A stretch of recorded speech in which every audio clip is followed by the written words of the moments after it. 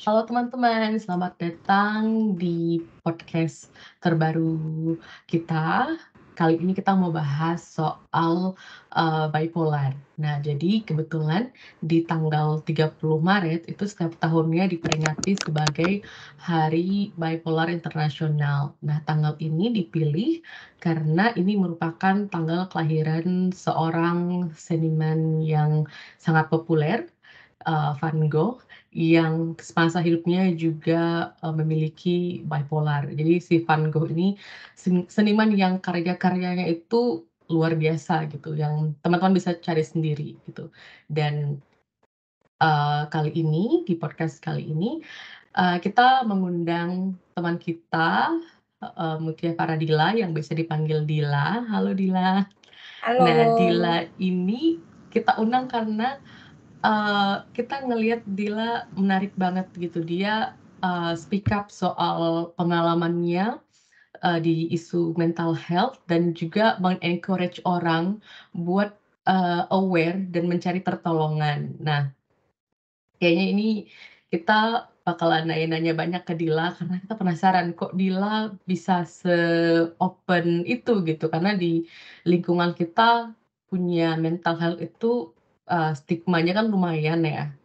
Nah, Dila kok bisa sampai ke tahap yang open gitu? Silakan Dila.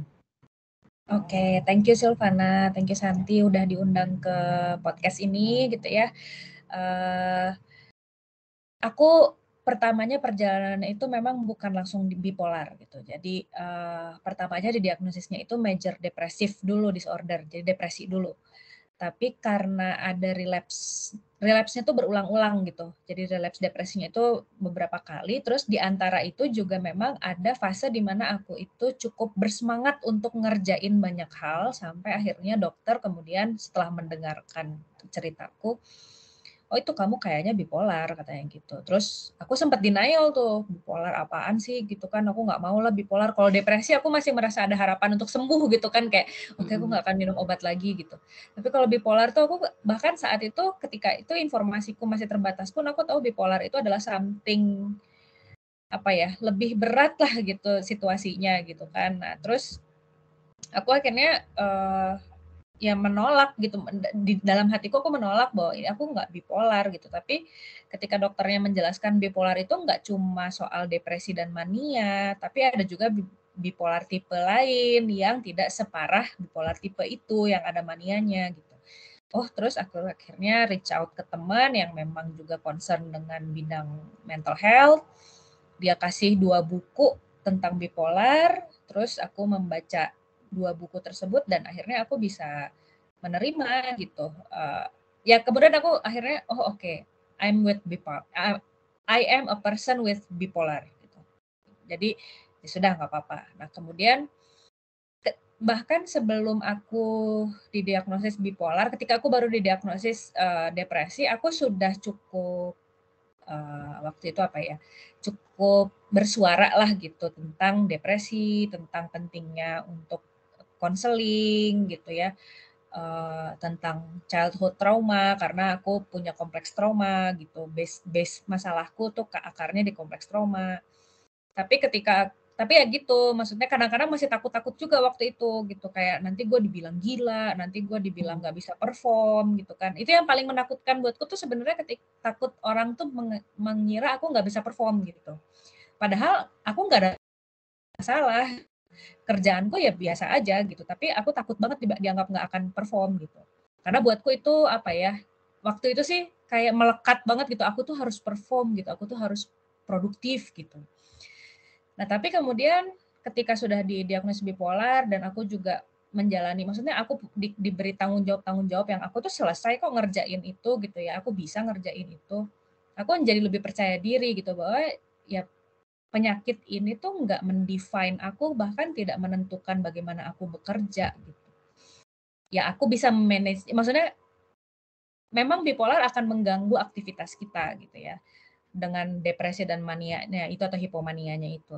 Tapi kalau kita rutin berobat, rajin minum obat, terus memanage kondisi psikis kita gitu ya, kita bisa mengarungi si kondisi bipolar ini kok gitu. Jadi aku ingin harapanku tuh sebenarnya kenapa aku open up tuh, karena aku pengen bilang bahwa kita itu nggak di-define sama penyakit kita kok gitu. Sama kayak orang diabetes nggak di-define oleh diabetesnya gitu kan. Nggak berarti ketika dibilang kamu diabetes atau kamu hipertensi, ya selesai hidup kamu, nggak gitu loh. Mental health kan sama kayak penyakit kronis pada umumnya kan gitu. Ya berarti ketika didiagnosis depresi, bipolar atau skizofren bahkan ya hidupmu nggak selesai di situ gitu. Yang harus dilakukan ya berbagai terapi supaya kamu bisa kembali masuk, kembali kerja, kembali beradaptasi, kembali hidup di masyarakat.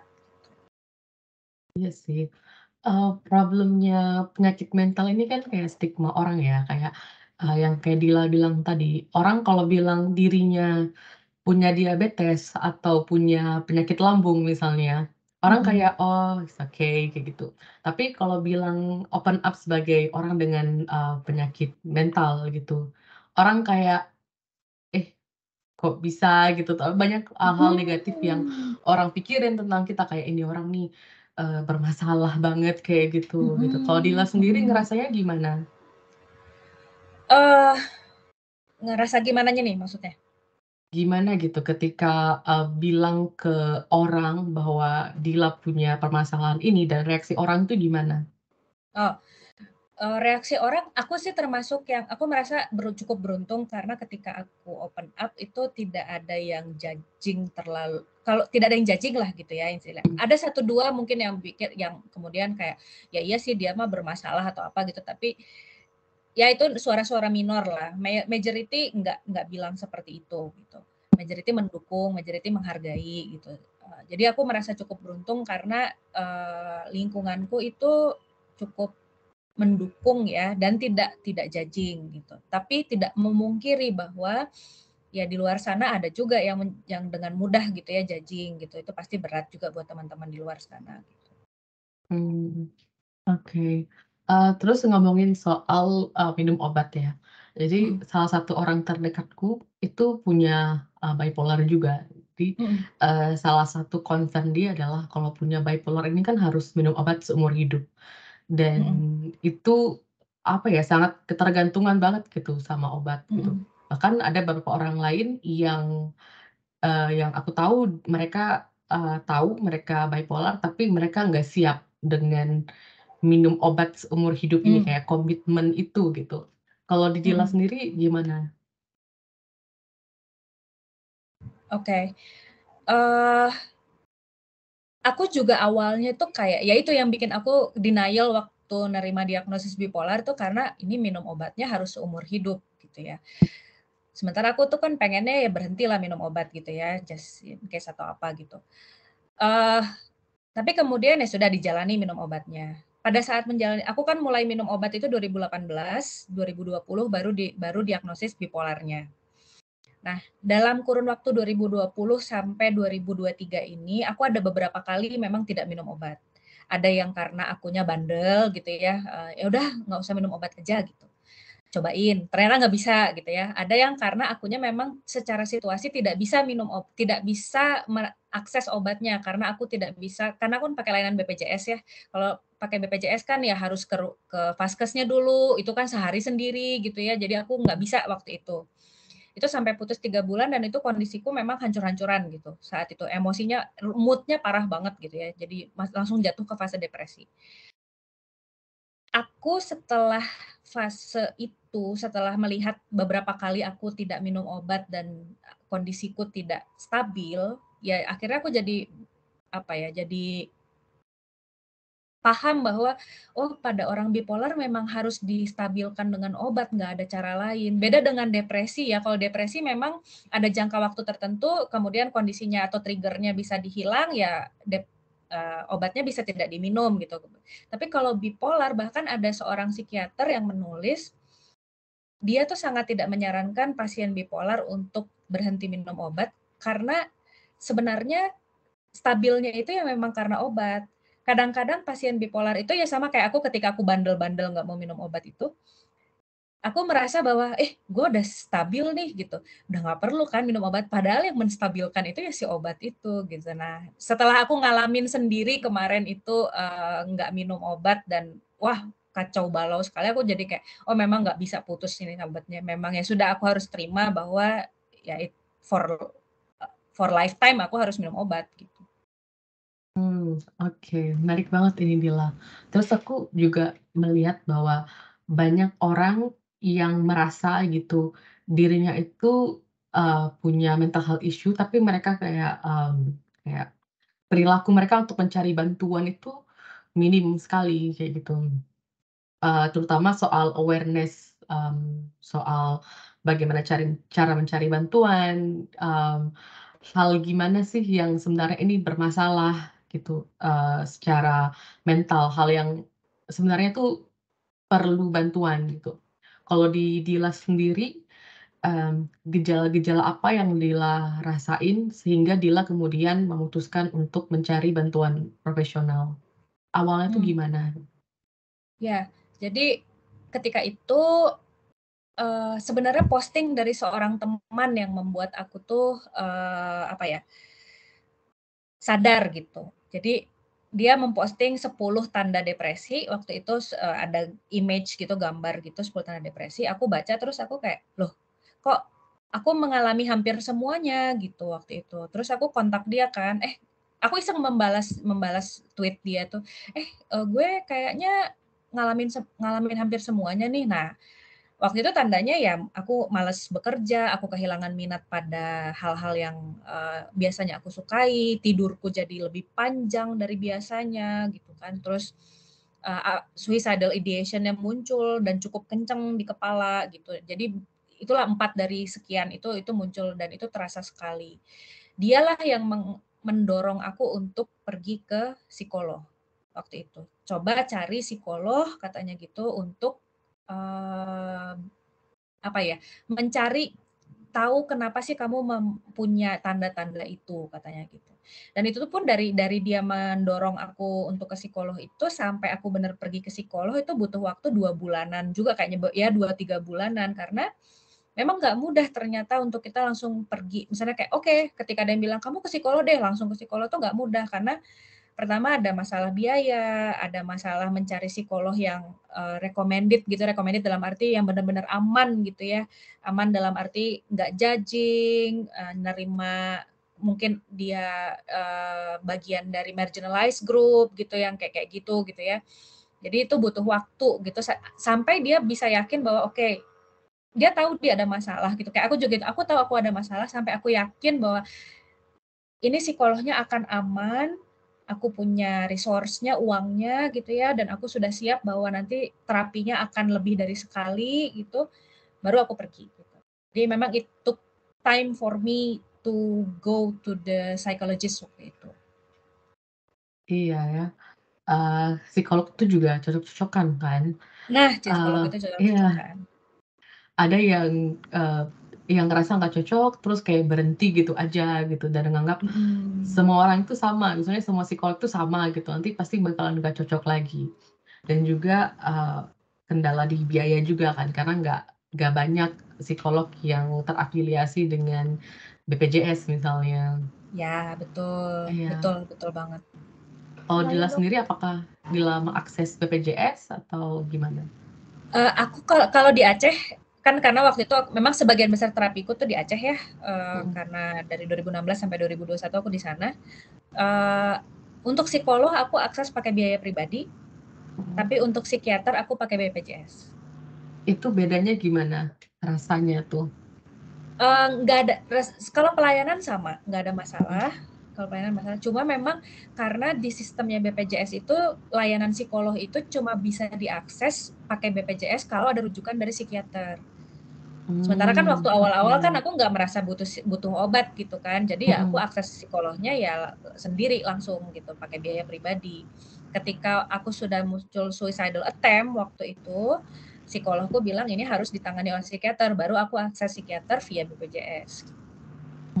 Oke. Something mau nanya? Ya. Sebenarnya ini sih soal bipolarnya sendiri gitu kan. Mhm. Aku memang maksudnya sebelumnya tuh nggak terpapar tentang bipolar itu gimana sih sebenarnya gitu kan, kalau misalnya kayak depresi atau cemasan atau apa ya, kondisi mental health problem yang lain yang udah sering kita dengar kan mungkin kayak lebih familiar. Tapi aku sendiri sebenarnya belum dapet bipolar tuh gimana sih, ketika maksudnya gejalanya apa, ketika dia kambuh tuh gimana, atau ada nggak cara kalau misalnya ada orang di sekitar kita yang ada bipolar kita jadi apa, mudah ngeh gitu, oh ini kayaknya juga tadi Dila kan bilang state awalnya tuh kayak depresi gitu. Terus apakah dia memang selalu dimulai oleh depresi, ataukah dia bentuk tingkat lanjut dari depresi, atau gimana gitu? Kayak aku masih blank gitu. Ini bipolarnya gimana sih? Oke. Karena kalaupun ada kan biasanya paling dengar dari baca dari buku. Terus kalau misalnya dari yang bilang ngalamin langsung tuh sebenarnya gimana sih gitu? Kalau kasih tahu ke orang secara apa mudah gitu, emang bipolar tuh gimana sih? Nah, oke. Jadi bipolar yang aku miliki itu kan bipolar tipe 2 namanya ya. Jadi kalau bipolar itu ada beberapa tipe, ada bipolar tipe 1, tipe 2 dan siklotimia. Kalau bipolar tipe 1 itu dia fasenya, jadi bipolar itu namanya juga bipolar ya, 2 kutub gitu. Jadi ada 2 fase yang berbeda yang terjadi pada satu orang. Dan fase ini ekstrim, fase depresi atau fase yang mania namanya. Mania ini fase yang ketika orangnya itu sangat bersemangat sekali, pokoknya over-over lah, tumpah-tumpah gitu semangatnya gitu. Nah, bipolar tipe 1 itu yang seperti itu. Jadi ada fase depresinya, ada fase manianya. Bipolar yang aku miliki itu tipe 2. Jadi fasenya fase depresi, tapi fase semangatnya itu di bawah yang tipe 1. Fase hipomania namanya. Dan ada satu lagi ada siklotimia. Nah, biasanya fase-fase ini terjadi pada satu periode waktu tertentu. Jadi misalnya berapa bulan fase depresi, terus nanti ada fase yang antaranya, terus kemudian nanti ada fase manianya atau hipomanianya. Dan itu berulang-ulang gitu. Makanya dokterku tuh waktu tahu aku relapse berkali-kali depresinya, jadi curiga aku bipolar. Makanya dia confirm dengan, kamu pernah mengalami ada fase di antara depresi itu yang semangat banget nggak? Oh ada, aku bilang gitu. Karena aku betul-betul aku memang kayak jadi semangat banget kerja gitu. Kayak produktif banget lah gitu, nyelesain ini, nyelesain itu, semangat banget gitu. Tapi ketika aku fase depresi, aku betul-betul kerja tuh bare minimum banget lah gitu. Ya syukur-syukur selesai gitu. Nah, cuma sampai situ aja gitu pokoknya. Nah, itu yang kemudian dokternya akhirnya bilang, nah itu kamu bipolar tipe 2 namanya. Nah, belum lagi ada fakta bahwa bipolar tipe 2 memang sering terjadi pada perempuan gitu. Tipe 2 itu. Katanya, jadi berdasarkan riset, bipolar tipe 2 itu sering terjadi pada perempuan katanya gitu. Meskipun angkanya persisnya aku nggak tahu ya berapa gitu, tapi kecenderungannya lebih sering terjadi pada perempuan. Nah, yang kurasakan waktu itu gitu. Jadi aku tuh relapse depresi, aku tuh depresi pertama kali muncul 2011. Kemudian relapse di 2016. Kemudian relapse di 2018. Kemudian sempat down lagi 2020. Kemudian kemarin 2022 juga down lagi gitu. Jadi dan di antara itu, di antara fase-fase depresi, karena di bipolar tipe 2 itu lebih dominan fase depresinya yang terlihat. Nah, di antara fase-fase depresi ini kalau aku perhatikan di mood tracker aku, selalu ada fase-fase aku lebih semangat dibanding hari-hari yang lain gitu. Nah, itu yang makanya aku tuh pakai mood tracker sejak 2018 kayaknya, jadi ketahuan banget tuh ini kalau udah dalam beberapa bulan warnanya hijau terus, wah ini udah tanda-tanda nih berarti gitu.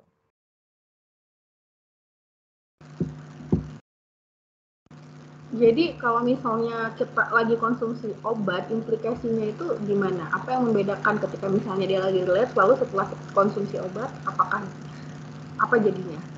Nah, ketika mengkonsumsi obat, fase-fase ini tetap hadir, tapi tidak intensitasnya tidak setinggi kalau tidak minum obat gitu. Jadi misalnya gini, kalau aku nggak minum obat, aku tuh benar-benar bisa tidur aja nggak mau ngapa-ngapain gitu. Kalau lagi fase depresi gitu ya, tidur aja nggak mau ngapa-ngapain. Tapi ketika aku minum obat, masuk fase depresi, aku masih bisa ngerjain sesuatu. Cuma kayak butuh butuh motivasi yang lebih besar aja dibanding kalau aku lagi fase hipomania. Begitu juga ketika lagi fase hipomania, kalau aku nggak minum obat, aku tuh benar-benar kayak bisa lagi pegang ini aku pengen ngerjain yang lain, lagi pegang yang lain aku pengen ngerjain yang lain lagi gitu. Pokoknya wah bercampur aduk gitu. Saking semangatnya gitu, kayak ide tuh wah di kepala gitu. Tapi ketika aku minum obat, ya aku semangat. Aku kerjain dulu satu, selesai ini aku baru pegang yang lain, selesai yang lain baru pegang yang lain gitu. Jadi lebih bisa diatur gitu idenya. Lebih terkontrol gitu ya. Lebih terkontrol. Oke. Tapi kalau misalnya lagi relapse itu seberapa efeknya sih ke kondisi harian dia, misalnya kalau itu mengganggu, seberapa mengganggu sih? Kalau lagi minum obat sebenarnya nggak terlalu mengganggu karena aku masih bisa beraktivitas. Tapi kayak kemarin 2022 tuh aku sempat putus obat itu dan itu aku relapse depresinya. Itu aku betul-betul sampai rasanya pengen nangis harus keluar kamar gitu. Saking kayak aku tuh nggak mau banget keluar kamar. Bener-bener aku tuh kayak melangkah itu berat banget gitu. Nah itu sih yang aku rasakan. Berarti memang bisa mengganggu aktivitas. Bisa mengganggu aktivitas. Nanya soal ini juga dong, Dil, kayak kan tadi Dila ada bilang soal trauma juga gitu. Sebenarnya biasanya yang menyebabkan bipolar ini apa, dan kalau untuk kasus Dila itu apa kira-kira yang memungkinkan Dila bisa kena bipolar atau depresi itu kenapa? Aku nggak bisa bilang kenapanya ya, karena memang kalau kita baca research gitu atau apa, memang banyak sekali faktor penyebab bipolar ini. Ada genetik, ada trauma memang. Ya, genetik katanya ada, meskipun memang sampai sekarang sih belum pinpoint ya gen apa gitu yang ini, gen apa sih yang mempengaruhi itu belum ada gitu. Tapi biasanya kalau keluarganya ada yang bipolar atau mental issue lainnya, anaknya ada kemungkinan bipolar atau mental issue lainnya itu ada gitu. Jadi genetik iya, trauma juga iya, karena terutama childhood trauma ya, karena disregulasi atau tidak adanya regulasi emosi di waktu kecil itu membuat lebih rentan menjadi gangguan mental selanjutnya gitu. Itu juga memungkinkan. Dalam kasusku mungkin childhood trauma itu ya, karena disregulasi emosiku tidak terlalu baik saat kecil dan trauma mayornya terjadi beberapa kali gitu. Sehingga itu yang menyebabkan akhirnya pecah gitu si bubble-nya gitu di 2011, kemudian karena ada trigger lain pecah lagi bubble berikutnya di 2016 dan seterusnya. Tapi kita bisa mengidentifikasi ya kira-kira, misalnya kalau Dila sendiri apakah pernah kayak kepo ke pengalaman sendiri ini kayaknya karena kasus apa atau jenis trauma apa, model ya kayak mungkin aku kayak penasaran misalnya kondisi dulu tuh kayak apa sih yang mungkin, karena kalau trauma kan sebenarnya efeknya kan bisa macam-macam. Terus kalau jenis trauma kayak apa sih yang, atau misalnya kalau aku nih nggak tahu nih apakah Dila boleh sharing apa enggak soal misal kondisi Dila kayak apa dulu yang sepertinya yang mungkin menurut Dila ini yang bisa ngarah ke bipolar. Maksudnya mungkin juga kayak semacam bisa juga kasih awareness ke orang kayak ketika kamu mengalami masa kecil atau orang-orang yang punya anak tuh nggak boleh buat seperti ini karena efeknya nanti bisa trauma bahkan bipolar gitu. Kayak kasus Dila tuh gimana sih? Oke. Jadi aku memang diidentifikasi waktu itu ketika terapi dengan psikolog itu bahwa aku mempunyai kompleks trauma. Kenapa dibilang kompleks trauma? Karena traumanya itu terjadi berulang-ulang dalam periode waktu yang cukup lama. Gitu. Jadi kan ada PTSD ya. Kalau PTSD itu traumanya sekali, tapi dampaknya kan ke depan. Tapi kalau kompleks trauma itu si traumanya itu bermacam-macam, terjadi berulang-ulang gitu. Nah, aku tuh itu yang terjadi padaku, kompleks trauma, dan terjadi karena pola pengasuhan yang memang kurang, ya aku dulu mungkin aku akan menyalahkan orang tuaku pure gitu, tapi aku kemudian setelah aku terapi, setelah kemudian aku berefleksi lagi, ya gimana ya, kebanyakan dari orang tua kita itu juga nggak pernah, apalagi orang tua generasi kita ya, mereka nggak pernah dapat parenting education gitu ya. Jadi ya apa kata orang tua mereka dulu ya itulah yang mereka lakukan gitu, apa emosi mereka juga mungkin, mereka sendiri juga mungkin punya trauma, jadi akhirnya kebawa terus kemana-mana gitu kan. So, aku nggak bisa menyalahkan kedua orang tuaku, tapi apa yang mereka lakukan kemudian itu berdampak padaku gitu. Dan itu ada beberapa trauma yang menurut psikologku itu mayor. Itu yang menyebabkan beban mentalnya itu jadi lebih berat buatku gitu. Nah, ya ternyata ketika itu ketika itu diproses karena mungkin mayor ya, karena mungkin beberapa trauma ya, beberapa traumatic events ya. Jadi satu diberesin, satu belum, jadi ya masih bisa nge-trigger gitu. Satu lagi udah diberesin, aku tuh kayak ada 4 atau 5 trauma mayor gitu kalau nggak salah. Jadi satu diberesin, satu belum. Nah, yang ini udah diberesin nanti ternyata bukan belum tuntas sih, tapi maksudnya kadang-kadang masih teringat lagi gitu karena ada trigger yang lain, ngaruh lagi gitu kan. Jadi itu menyebabkan relapse-nya bisa beberapa kali tergantung triggernya apa gitu. Kayak misalnya nih, 2022 aku nggak nyangka selama perjalanan aku kan lagi S3 ya sekarang. Selama perjalanan aku sekolah, aku nggak nyangka bahwa ada momen traumatis di masa aku SD, itu yang ternyata belum terproses sempurna dan itu bikin aku relapse di 2022 kemarin, gitu. Itu sampai cemas, sampai panik, sampai freezing badanku gitu ya, sampai wah bingung gitu. Nah itu tuh ternyata itu trauma yang aku pikir sudah terproses sempurna, ternyata belum gitu loh. Dan tertriggernya karena aku masuk kembali ke dunia akademik, karena trauma itu berhubungan dengan dunia akademik gitu. Jadi yang seperti itu gitu. Oh, jadi maksudnya ada kemungkinan tuh kayak apa ya kayak bubble pecah dan PTSD kan dia udah selesai. Kalau dia justru kayak bisa jadi nggak selesai dan berulang-ulang, bahkan ada yang jenis mayornya juga segala macam. Jadi ada kemungkinan kalau misalnya yang jenis ya kayak trauma di skala tertentu, dia mungkin kenanya ke apa di bawah bipolar, tapi justru kalau intensitasnya tinggi justru efeknya makanya bisa kena bipolar ya, bisa jadi. Ya, jadi kalau aku sih kalau aku tidak tahu ya, di kalangan psikolog sendiri sosok ini cukup cukup membingungkan gitu ya. Ada Gabor Mate namanya. Nah, Gabor Mate ini kan peneliti yang memang dokter yang memang juga concernnya di trauma gitu. Menurut dia, trauma-trauma masa kecil itu bisa berdampak ke ADHD, ke bipolar, ke skizofren bahkan gitu. Jadi tapi meskipun kita nggak bisa pinpoint, nggak bisa langsung menitik beratkan misalnya, oh karena si trauma ini itu bakal bisa jadi bipolar, nggak bisa begitu juga. Cuma kejadian-kejadian di pola pengasuhan yang memang kurang pas ini membuat si orang yang mengalaminya itu rentan terhadap gangguan-gangguan mental berikutnya gitu di masa dewasa. Gitu sih Santi. Thank you, Dila. Iya, terus Dila kan profesinya seorang dosen, terus sekarang sedang S3 juga gitu. Nah, apakah ada nggak sih efeknya ini dari bipolar ini ke kerjaan atau akademis? Kalau ke kerjaan aku masih ingat, mungkin nanti nggak tahu kalau mahasiswaku ada yang dengar atau lihat ini gitu ya. Jadi pernah satu kali aku tuh sangat down sekali ya, dan itu sampai gemeter gitu, aku benar-benar dalam kondisi gamang sekali saat. Jadi di kelas aku ngajar, aku untungnya perform ngajar masih bisa, mungkin karena aku sangat suka mengajar gitu ya. Jadi aku ngajar masih bisa, tapi aku betul-betul down. Dan itu terlihat sama mahasiswaku gitu.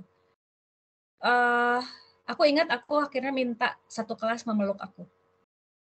Aku bilang, saya butuh pelukan, saya minta yang mau untuk meluk saya, kalau yang laki-laki salaman ya, karena kita di Aceh ya, kalau tiba-tiba aku meluk laki-laki habis lah aku gitu ya. Jadi aku minta yang perempuan memeluk aku. Terus ketika aku minum obat, jadi satu kali aku pernah diberikan satu obat yang efek ngantuknya itu luar biasa. Jadi aku sampai 12 jam tuh tidur. Aku tidur sampai 12 jam. Bangun-bangun pun aku masih kayak nggak nyambung gitu di otak tuh, masih kayak zombie gitu. Dan itu aku harus ngajar. Jadi aku bilang dengan state yang sebelum aku mulai ngajar aku bilang saya sedang minum obatnya efeknya seperti ini. Jadi kalau di tengah-tengah ngajar saya kebingungan untuk mencari istilah atau melanjutkan kalimat, tolong saya dibantu. Dan alhamdulillahnya tuh mahasiswaku mengerti gitu, dan mereka tuh jadi lebih, nggak tahu ya, aku melihatnya mereka jadi lebih, ya mereka melihat aku sebagai manusia gitu ya, jadi bukan sosok yang harus digimanain banget, jadi kami saling membantu di kelas gitu. Jadi itu yang dua pengalaman aku ketika aku masih aktif mengajar. Ketika aku berangkat sekolah, si bipolar ini tuh hadir dalam bentuk, yaitu ketika ada trauma yang aku bilang tadi, trauma yang muncul kembali gitu ya, itu membuat badanku freezing, membuat aku procrastinating, menunda-nunda pekerjaan gitu ya, terus membuat pokoknya aku nggak mau ngerjain itu, aku ketakutan, aku nggak suka gitu ya. Cuma memang ya aku tahu oh ini penyebabnya tuh si trauma itu, sehingga aku langsung cari bantuan, aku berkonseling dengan konselor gitu, rutin gitu kan untuk membahas itu. Terus aku menulis, aku meditasi, aku berdoa, itu aku lakukan semua. Jadi setidaknya meskipun jalannya itu penuh rintangan, akunya jatuh bangun, tapi masih ada maju ke depan. Oke. Terus juga sekarang kan Dila udah rutin minum obat gitu. Apakah treatment-nya selesai gitu aja di minum obat atau Dila juga melakukan hal-hal lain kayak masih rutin ke psikolog misalnya atau rutin ketemu psikiater gitu? Kalau sama psikiater pasti sebulan sekali minum karena untuk ambil obat dan dia memantau kondisi gitu ya. Ke psikolog aku kadang-kadang ke psikolog itu tergantung kebutuhan. Kadang-kadang sebulan sekali, kadang-kadang psikolognya yang konselor sih sebenarnya, bukan psikolog ya, dia belum psikolog. Konselor, dia mahasiswa profesi psikologi, tapi dia sudah dapat certified counseling lah gitu ya untuk konselornya. Aku konseling sama dia. Kalau dia kadang-kadang sebulan sekali, kadang-kadang tergantung kebutuhan, kadang-kadang dia mau lihat dulu perjalanannya kayak gimana, tapi kalau aku tiba-tiba ada kondisi memburuk, segera hubungi dia untuk dijadwalkan konseling gitu. Terus aku journaling masih itu tetap rutin, meditasi nggak rutin-rutin banget, tapi ketika aku butuh aku akan meditasi. Terus aku juga aku ngerjain hobi, dan itu tuh penting banget ya menurutku, kayak ngerjain hobi gitu. Karena itu membuat kita itu merasa berdaya juga gitu. Nah, jadi aku melakukan semua yang bisa aku lakukan gitu. Oke. Terus juga, yang aku pengen tahu itu, apa yang bikin Dila itu berani buat speak up gitu? Karena bagi sebagian orang nggak mudah untuk membicarakan tentang, mmm, kondisi mental gitu, maksudnya untuk terbuka ke publik bahwa saya punya ini loh gitu. Apa yang mendasari Dila untuk melakukan itu? Karena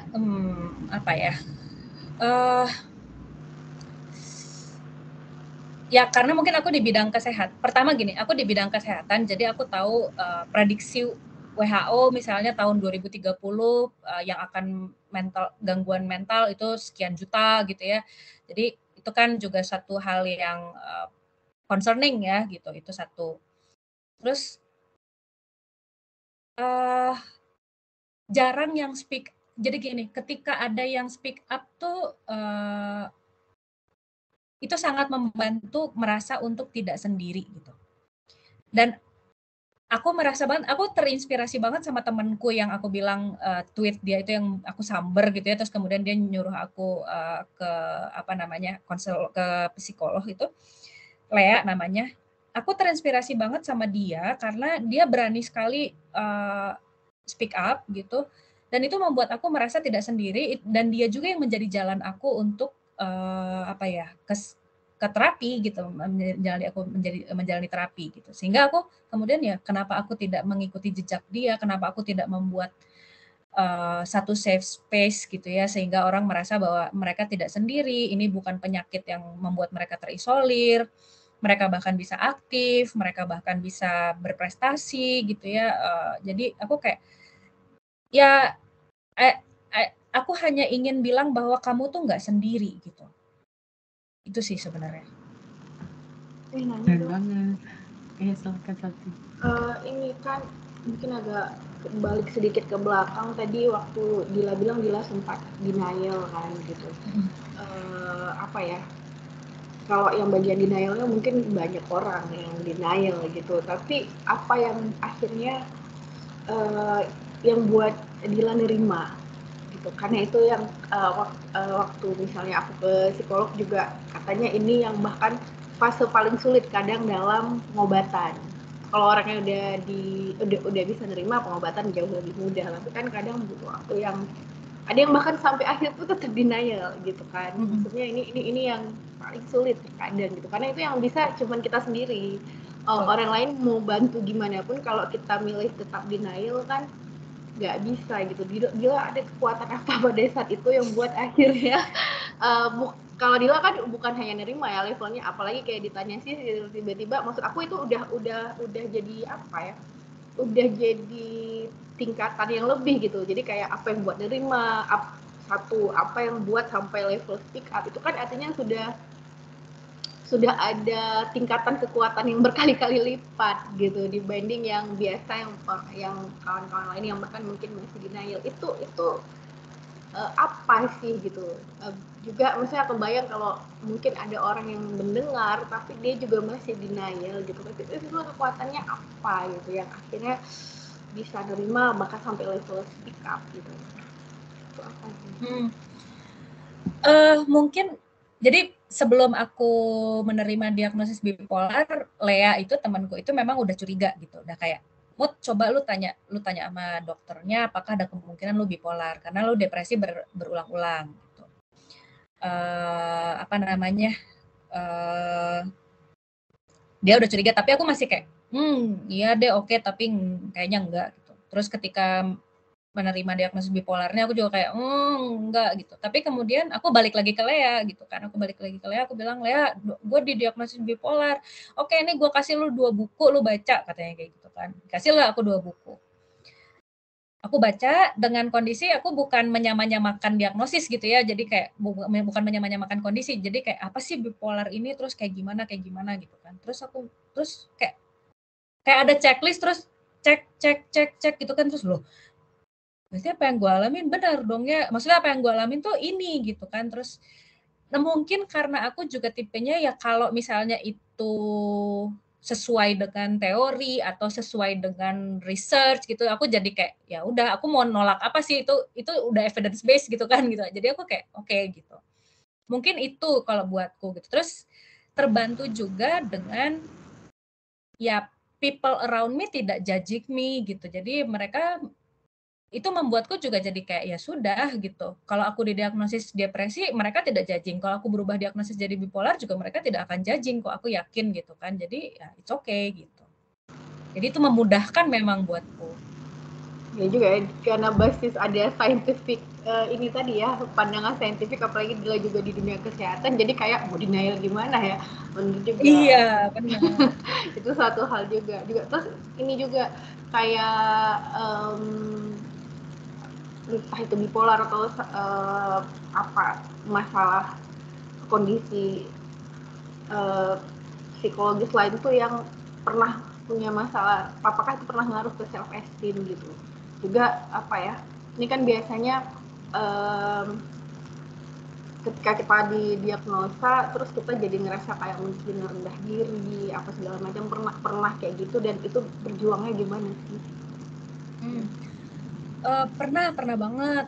Karena ketika aku didiagnosis, aku tuh paling takut aku menerima judgement bahwa aku tidak bisa bekerja, tidak produktif, tidak bisa bekerja, tidak bisa dipakai lah gitu di kerjaan gitu ya. Karena punya gangguan mental gitu, depresi, nanti nggak selesai kerjaan kalau dikerjain sama si Dila gitu kan.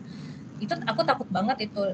Jadinya aku bukan overperform sih, tapi jadi aku tuh kayak pokoknya gue harus bisa buktiin gitu. Nah itu kan jadi beban juga ke diri sendiri ya. Akhirnya jadi kayak wah pokoknya kalau aku telat dikit, aduh dasar bego gitu kan, dasar lu bego banget, dasar malas banget gitu. Jadi judging ke diri sendiri juga akhirnya gitu. Tapi dan itu lama loh, jadi sejak perjalanan dari 2016 sampai 2022 bahkan aku masih ngerasa kayak gitu. Aku baru bisa accept itu 2023 ini ketika aku menyadari bahwa ya kalau aku lagi fase hipomani, ini aku lagi fase hipomani nih sekarang. Makanya ngomongnya bisa gini banget gitu. Kalau aku lagi fase hipomani ya everything is done gitu. Tapi kalau ketika aku fase depresi bukan berarti nggak selesai, cuma aku harus menyadari bahwa itu memang butuh waktu lebih. Nah, caranya mungkin aku ngerjainnya pelan-pelan, nggak diforsir. Aku jadi kayak, tergambar sekarang tuh kayak gimana. Nah, aku baru accept-nya tuh di 2023 ini bahwa aku punya kondisi yang membuat ritme kerja aku juga nggak bisa sama selalu gitu. Awalnya termasuk tuntutan yang tinggi juga terhadap diri sendiri, jadi khawatir itu nggak terpenuhi gara-gara itu ya. Tapi yang tadi cerita di kelas itu aku agak emosional sih, bahkan dengernya kayak apa ya, kan mungkin orang lain juga ada yang di kerjaan atau bahkan di kelas waktu ngajar dia punya problem, tapi dirimu sampai speak up gitu ke para mahasiswa gitu bahwa dirimu memang ada kondisi itu dan minta mereka paham gitu. Dan aku merasa itu juga dimudahkan karena aku ngajar farmasi, anak-anak yang memang tahu soal ada loh gangguan jiwa gitu. Ya kan, jadi mereka kan ketika aku bilang saya punya depresi, oke, gue pernah belajar di kelas ini bahwa ada yang namanya gangguan jiwa harus diobatin pakai obat bla bla bla bla bla gitu kan. Jadi mereka tuh nggak maksudnya nggak bukan sesuatu hal yang tidak familiar buat mereka. Mungkin kalau aku ngajarnya di bidang yang lain belum tentu aku bisa seperti itu gitu. Iya, karena ini juga sih kan kadang atas nama profesionalisme kan orang diminta untuk menyimpan dan menahan segala sesuatu sendiri gitu. Jadi kalaupun dia ngerasa performnya lagi jelek ya paling nggak ngajar gitu, atau kayak masa kasih tahu, apalagi kan kadang relasi pengajar kan dianggap lebih apa ya, posisi yang dianggap lebih apa aja lah gitu, lebih dalam banyak hal, sehingga tuntutannya kayak masa kita kasih tahu ke mahasiswa sih kita punya problem kayak gitu. Itu kan kayak aku nggak pernah dengar sih sebelumnya gitu. Oke, orang mungkin dia bisa ke dirinya sendiri menerima, tapi atau speak up buat teman-teman terdekat, tapi tidak sampai ke apa ya, tapi itu justru buat jadi enak ya, karena jadi nggak ada beban lagi ya. Bahkan jadi kalau nanti benar.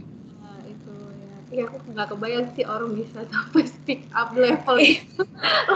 Iya, aku tuh sebenarnya benar San, aku tuh kayak gambling aja gitu, karena aku mikir gini, kalau aku mikirnya gini aja, kalau aku sok-sok kuat di kelas, terus ngajarku jelek, yang kena aku juga gitu loh. Yang kena aku juga kan gitu. Jadi aku kayak mending aku kasih tahu mereka bahwa aku tuh lagi tidak bisa perform 100%. Aku gambling dengan harapan bahwa mereka akan bisa memahami bahwa mereka harus mengisi di antara yang kosong itu gitu loh. Jadi jangan berharap penuh dari aku gitu. Ya alhamdulillah itu ternyata mereka terima gitu. Jadi aku juga sangat salut sekali sama mahasiswa-mahasiswaku gitu. Itu satu hal juga ya. Cuma itu tadi kayak gilanya juga bisa sampai walaupun gambling ya, sampai mau itu aku merasa itu kayak tingkat keberanian tertentu sih untuk berani speak up di kelas gitu, kecuali relasinya setara kan. Maksudnya kalau kita dengan temen sesama gitu mungkin kita masih lebih nekat gitu, cuman ini dengan mahasiswa gitu. Dan bahkan kayak aku bilang tadi, yang lain juga kalau pengajarnya jelek nggak mau sampai speak up kayak gitu juga kan. mending nggak ngajar, atau begitu ngajar saya udah pusing pulang ya. Atau mungkin ya, tapi mungkin kayak soal ini juga tadi ya, tanggung jawab moral juga ya, daripada berantakan terus, mungkin ya itu juga ya itu keren sih. Maksudnya itu juga yang aku pengen orang denger gitu, bahwa nggak harus so keren all the time gitu.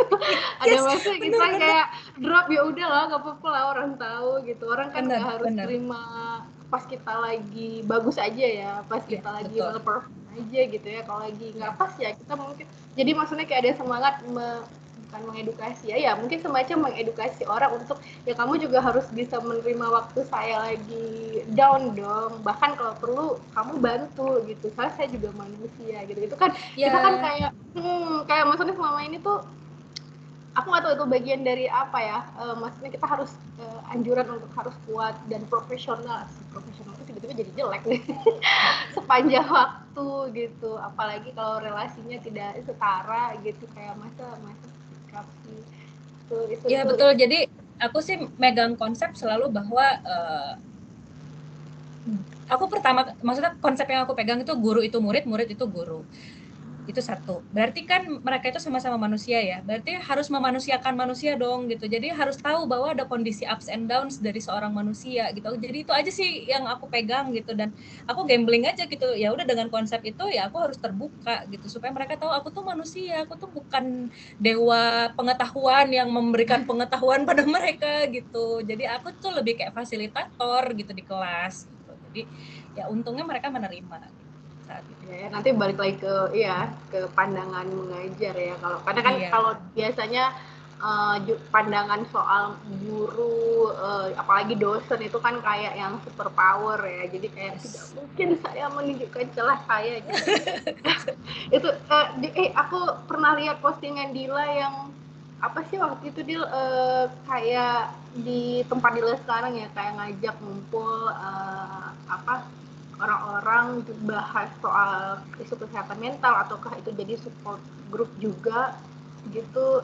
Itu gimana sih maksudnya, atau apakah Dila punya circle terkait dengan isu bipolar ini gitu, karena kan itu bisa jadi sebenarnya, kalau apalagi kalau kayak di Aceh dan di Indonesia umumnya juga sih, kan kita kan kayak kita harus menanggung segalanya sendiri. Apakah Dila ada support group atau ada aktivitas apa sih yang sengaja dibentuk untuk biar bisa jadi support systemnya gitu? Kayaknya aku pernah lihat postingan tentang itu. Oh, kalau yang itu tuh ini sih, jadi aku tuh ikut komunitas namanya Growth Space. Jadi itu sebenarnya komunitas sharing-sharing gitu.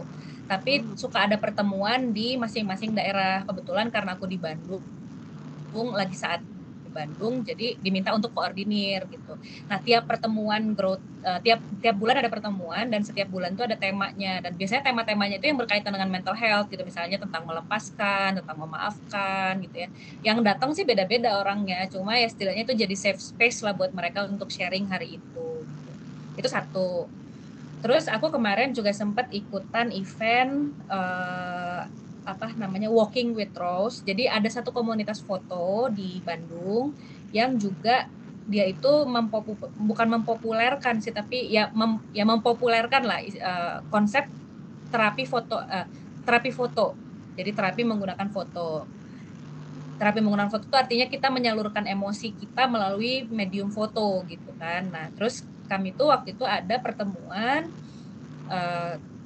close meeting gitu, jadi kami sharing apa yang kami rasakan melalui foto yang kami ambil gitu. Jadi misalnya aku ngambil foto laut gitu, itu karena aku kangen gini-gini, kangen pulang, bla bla bla bla dan seterusnya.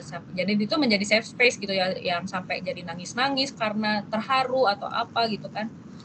Itu tapi untuk rutin sih nggak ada sebenarnya. Maksudnya untuk rutin yang aku bentuk sendiri atau apa itu nggak ada. Kalau support system aku sih organik aja munculnya teman-teman yang hadir gitu, yang kalau aku lagi pernah aku dalam kondisi aku kok kayaknya kebayang self harm ya, aku ngetik gitu, terus teman-temanku kayak sini ngobrol sama gue gitu kan. Nah, ngobrol. Jadi aku lebih kalau support systemku organik aja sih munculnya gitu. Nggak yang dibentuk atau nggak yang harus ada pertemuan rutin gitu, enggak.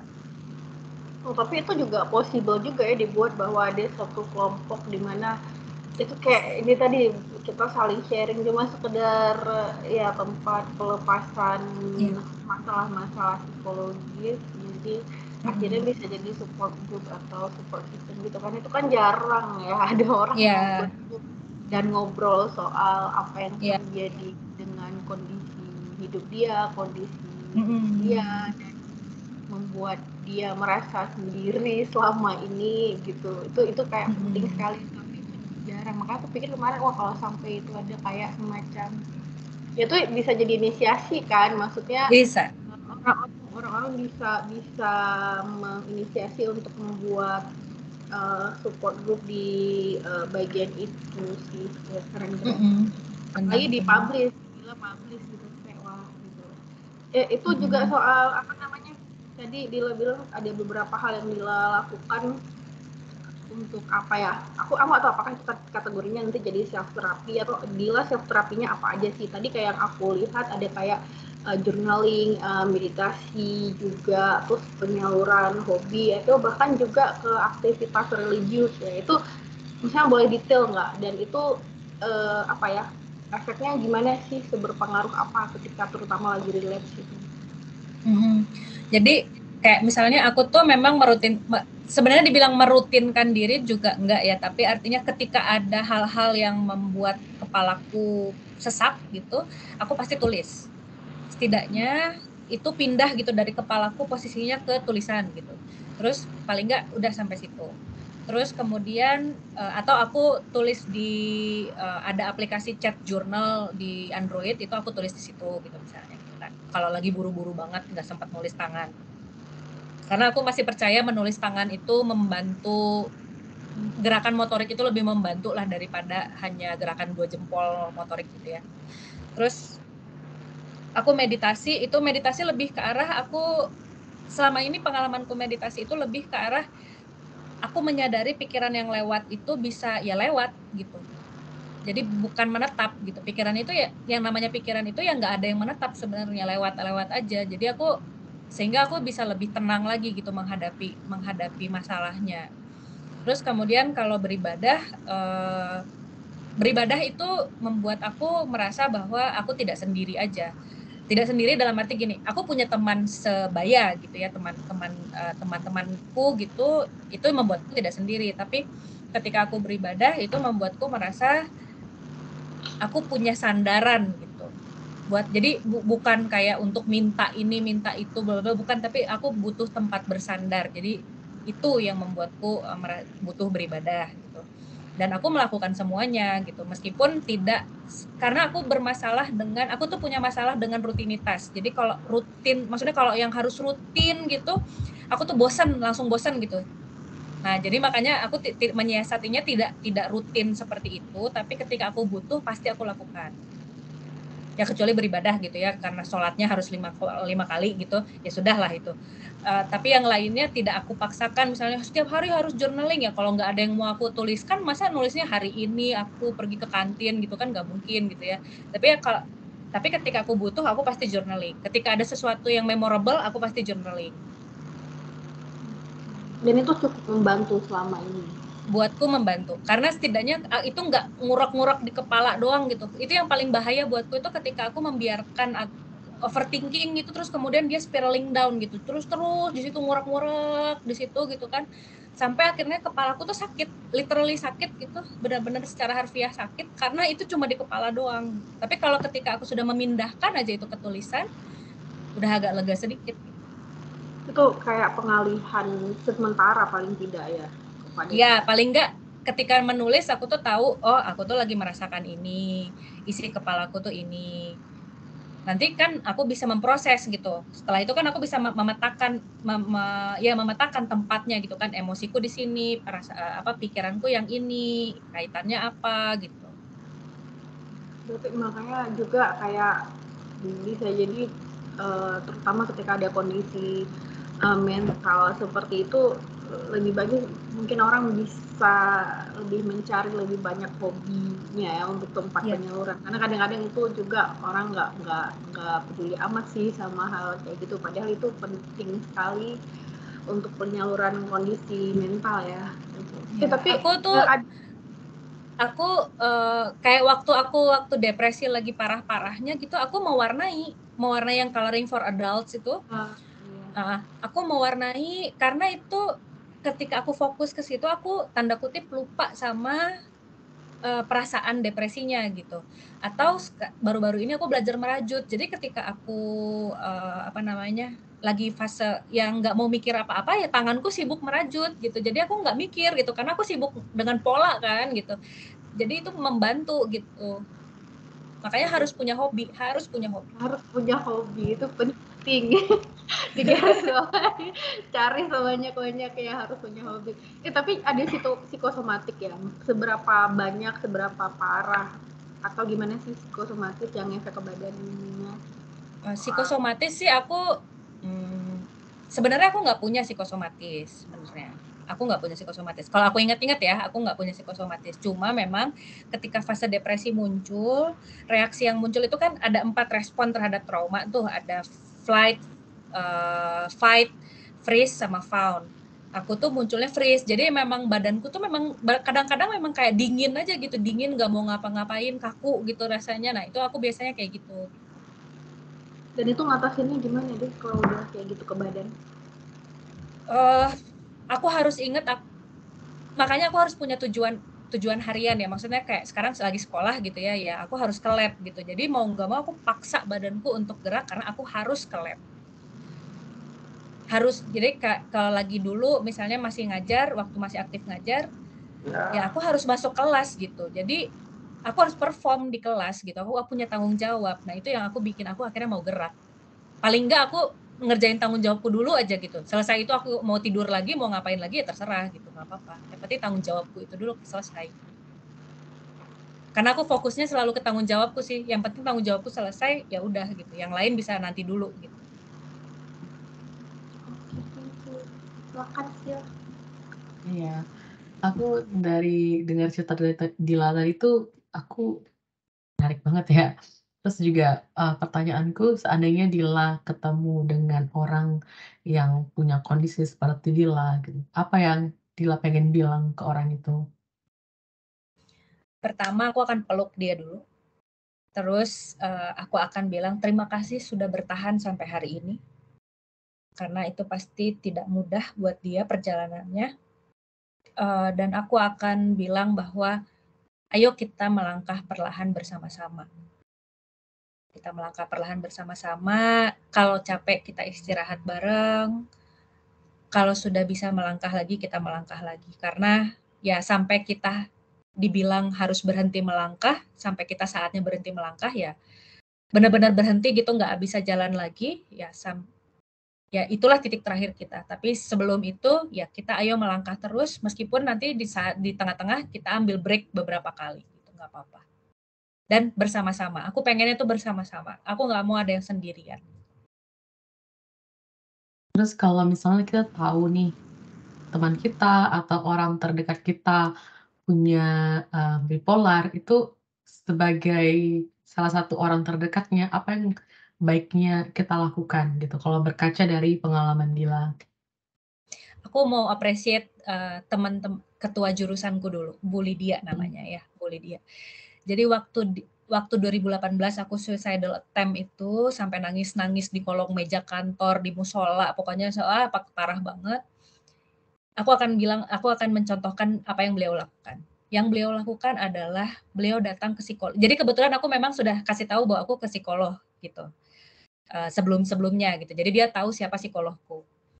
Jadi beliau datang ke psikologku dan bertanya, aku tuh bukan bertanya apa sih diagnosisku atau apa, bukan. Tapi dia bertanya apa yang bisa dia bantu untuk aku.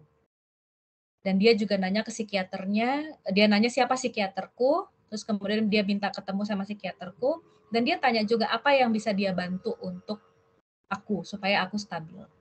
Jadi apa yang kalau kita punya seseorang ya terdekat kita gitu ya yang punya kondisi kejiwaan yang tidak sehat, maka yang bisa kita lakukan kalau kita nggak bisa akses terapis dia, psikolog atau psikiater dia, kita tanya sama dia, apa yang bisa gue bantu buat lo?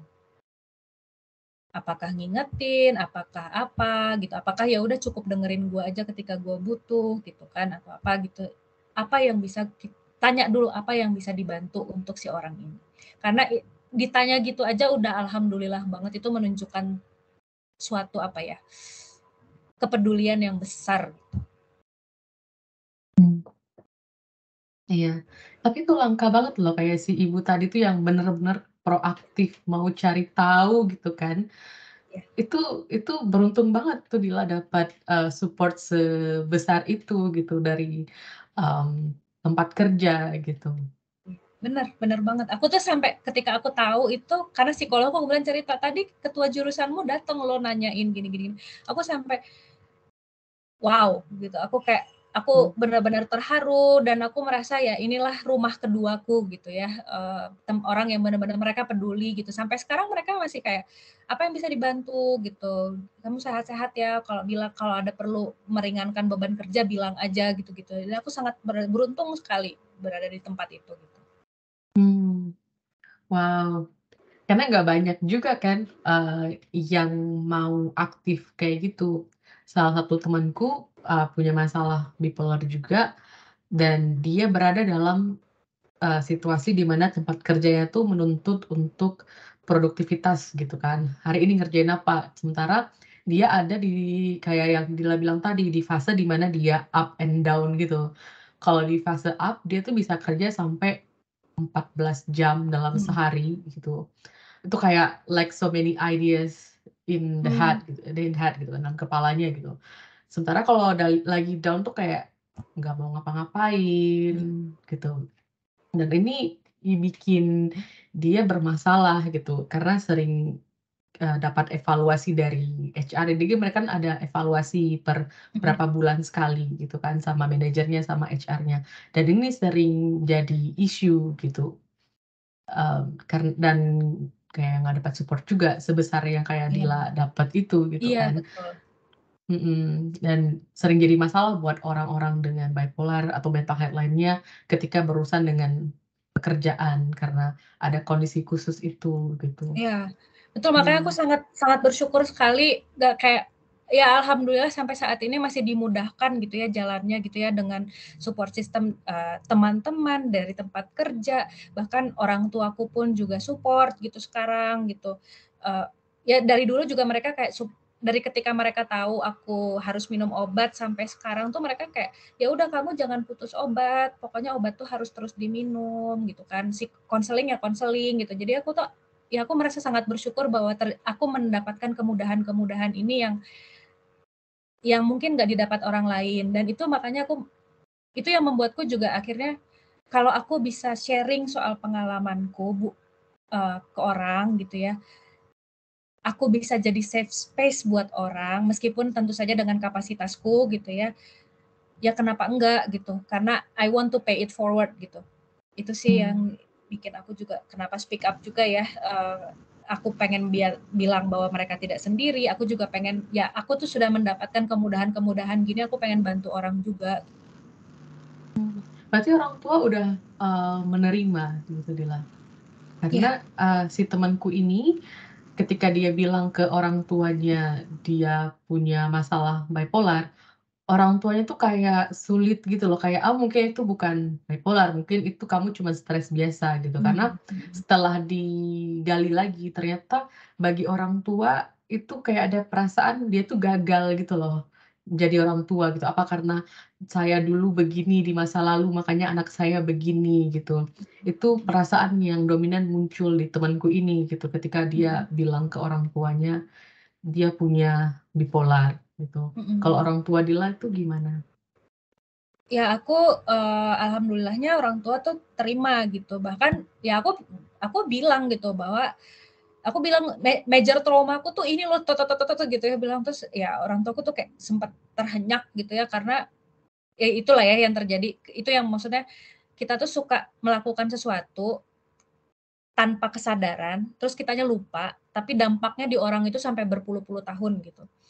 Nah, that happen with my parents gitu. Jadi mereka, "Emang mama ngelakuin itu? Emang papa ngelakuin itu?" Nggak inget gitu, tapi dampaknya di aku tuh gitu kan. Tapi aku tuh juga bersyukur sekali karena orang tuaku tuh kemudian akhirnya kami bisa rekonsiliasi gitu.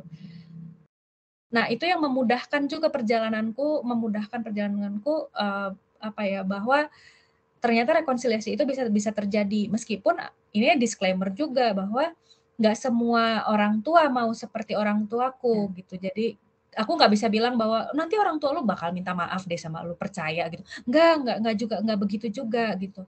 Sehingga proses pemaafan itu bukan masalah dari pelakunya minta maaf ke kita, tapi bagaimana kita memaafkannya gitu kan.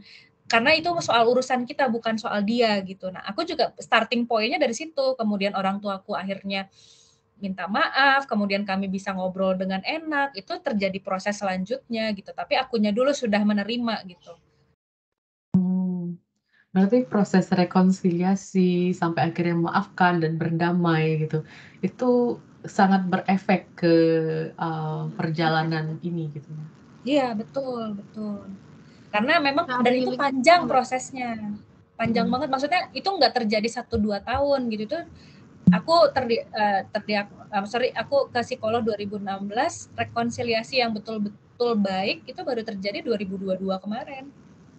So it takes years gitu. Jadi dan itu pun ya setelah akunya juga bertumbuh, orang tuaku juga mungkin ada bertumbuhnya sendiri gitu ya. Jadi itu juga nggak bisa gitu kita memaksakan, oh iya pokoknya harus rekonsiliasi, nggak bisa. Kitanya juga harus bertumbuh dan mungkin ya berdoa berharap bahwa yang pihak lainnya juga ikut bertumbuh sehingga rekonsiliasi bisa terjadi gitu kan. Tapi kalaupun tidak terjadi, itu nggak define dirimu gitu loh. Itu yang harus ditegasin, itu nggak define dirimu. Kamu bertumbuh aja terus gitu. Yang itu nggak bertumbuh ya sudah gitu. Tapi itu tetap ada healing efeknya juga ya dia. Ada, memang jadi lebih ringan sih akunya menjalani gitu.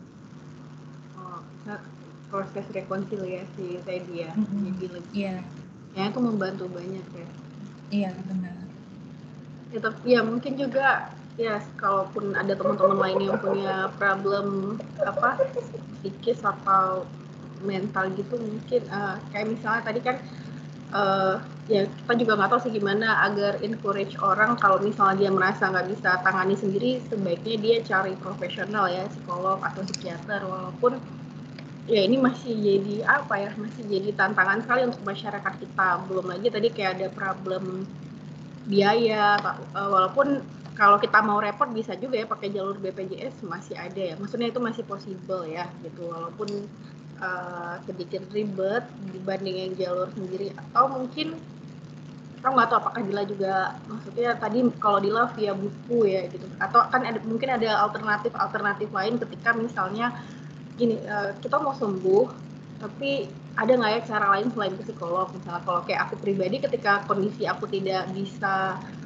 lagi tidak bisa mengakses psikolog, biasa sekarang kan sudah ada ini ya kayak online terapi, atau bukan online terapi sih, kayak di video-video YouTube itu ada sangat banyak video-video terapi yang bisa kita akses, asalkan itu bisa kayak rutin gitu, mungkin bisa membantu. Atau kayak Dila tadi buku ya, kalau aku pribadi itu biasanya ngaruh sih gitu, kayak makanya ketika apa lagi tidak bisa apa ya, kan tadi kalau kita ceritakan kalau mau yang versi idealnya kan kayak semacam oke, kita ke psikolog, kemudian pas kita lagi relapse ada support system, ada teman dan segala macam gitu. Tapi kalau misalnya itu tidak ada cara-cara alternatif gitu, kalau kayak Dila apa biasanya dia kalau misalnya itu gimana ya? Kalau aku yang jelas memang kalau bisa akses psikolog. Kalau ada biayanya, kalau ada kemudahannya, kalau memang cocok sama psikolognya, akses psikolog. Karena itu pasti akan bantu. Apalagi sekarang sudah ada online platform ya, kayak kalau aku tuh pernah akses Bicarakan ID misalnya gitu ya. Itu ada psikolognya banyak gitu pilihannya, jadi berdasarkan spesialisasi masing-masing, jadi bisa kita akses gitu. Atau relief atau apa gitu, itu bisa kita akses. Dan biayanya juga lebih terjangkau kan, around 150.000 per sesi gitu ya. Setidaknya dibanding kalau kita ketemu offline yang bisa start dari 250.000 gitu ke atas gitu ya. Nah, itu bisa kita akses. Tapi kalau memang dalam kondisi tidak bisa akses psikolog atau tidak bisa akses konselor, terus dan butuh banget, bisa misalnya kontak support system. Kalau kontak support system juga misalnya support systemnya lagi nggak punya kapasitas nih untuk mendengarkan gitu ya, dia juga lagi capek, dia juga mungkin lagi bermasalah gitu ya. Kalau aku selalu menyarankan nulis, tapi memang itu nggak semua cocok sih memang gitu ya, karena buatku nulis itu ya apa ya, ya aku berpegang pada konsep nulis itu merunutkan pikiran, sementara ketika kita kalut kan pikiran kita kacau tuh. Jadi ketika kita nulis ya itu bisa tertumpahkan lah, jadi beban tuh nggak di kepala gitu.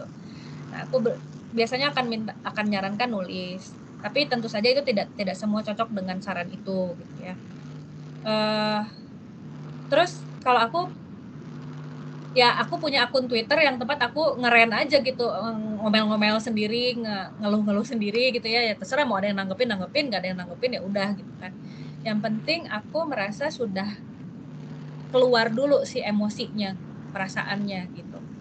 Nah, itu makanya menulis, kalau aku metodenya menulis gitu, apakah menulis di Twitter, apakah menulis di buku harian, apakah menulis di chat di aplikasi journaling di handphone gitu. Yang penting nulis dulu. Nah setelah itu kalau sudah selesai, maksudnya sudah selesai itu dalam arti perasaannya sudah tertumpahkan gitu, emosinya sudah lebih reda. Nah, silakan mau ngapain, mau meditasi. Meditasi juga tidak semua orang cocok, karena untuk penderita depresi sebenarnya tidak boleh meditasi yang terlalu panjang misalnya. Jadi meditasi pendek-pendek aja ya 5 menit gitu. Pokoknya, dan meditasinya bukan mengosongkan pikiran gitu, tapi mengamati pikiran gitu. Atau meditasi compassion ya, kalau nggak salah, compassionate meditation gitu. Jadi yang lebih afirmasi misalnya aku dicintai, aku berharga, jadi ngucapin itu gitu ya, misalnya kayak gitu. Atau mendengarkan musik yang menenangkan. Musik yang menenangkan itu ya tergantung apa yang bikin kamu tenang ketika dengar musik itu misalnya. Atau ngerjain hobi gitu. Jadi pikirannya tuh nggak urek-urek di situ aja gitu. Nah, aku sih ketika aku sedang down dan nggak bisa akses siapa-siapa ya aku akan begitu. Atau ya tidur, kalau buatku tidur aja gitu. Hilang ya apa ya, nggak ngapa-ngapain, karena aku cocoknya begitu gitu ya. Jadi kalau nggak bisa banget ya udah aku rebahan tidur gitu. Tapi kalau ada yang harus mengerjakan sesuatu ya lebih bagus punya hobi, jadi ada yang bisa dikerjain gitu.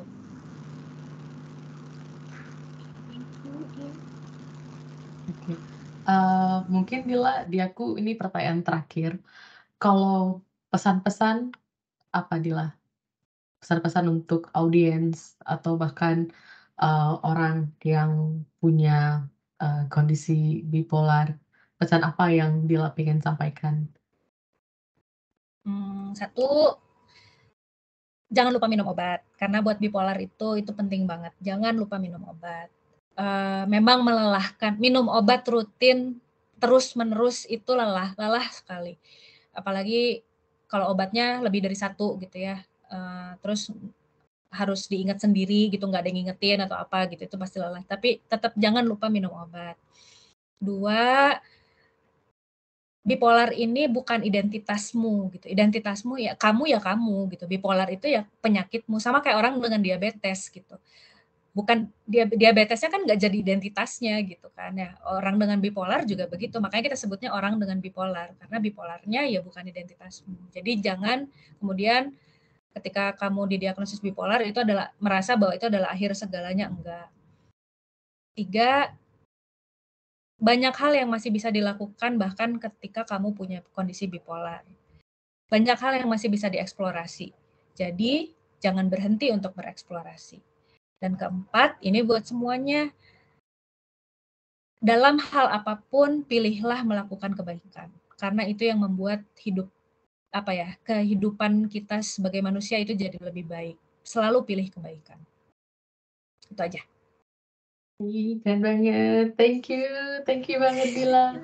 Ini, sharing yang sangat insightful gitu. Kita, mendengar banyak hal dari Dila dan juga belajar dari pengalaman Dila dan, soal bagaimana juga kita berempati terhadap orang dengan bipolar dan gimana ngasih awareness ke orang soal betapa pentingnya untuk, cek kondisi mental, sehari-hari gitu.